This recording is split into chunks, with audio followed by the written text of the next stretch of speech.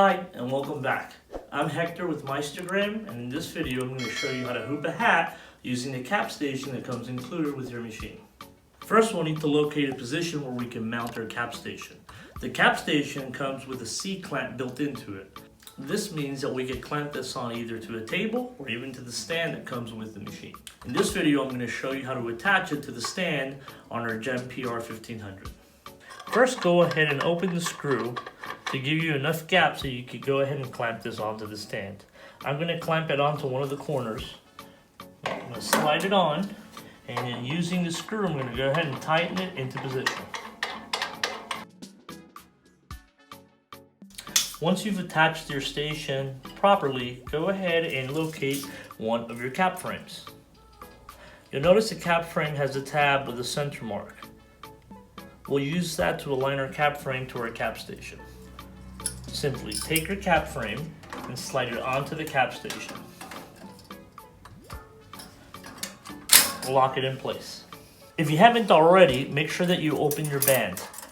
You can leave it dangling down for now. Take your favorite backing or stabilizer and slide it under the center tab. Next, you'll take your cap and flip over the sweatband. Using the center seam, if it's a 6-panel, go ahead and line up the seam to the marking on the center tab and slide the cap on. Run the band over the visor and slide the bottom of the strap under the tab.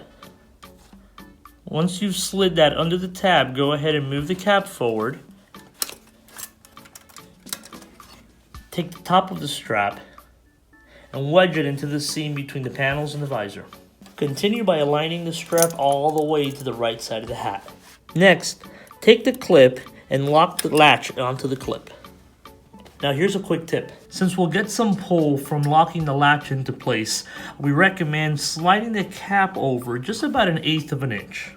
What will happen is, once I lock my latch into place, the pull from the lock will actually bring the hat over that 1/8 of an inch to the right, lining up the center of the hat with the center of the cap frame. For some extra security, you could use a couple of the clips to attach the bottom of the cap material to the post on the cap frame. Repeat this for both sides. Once your cap is hooped, go ahead and release the cap frame from the cap station by pressing on all 3 tabs simultaneously. You have one on the right, left, and bottom left of the cap station.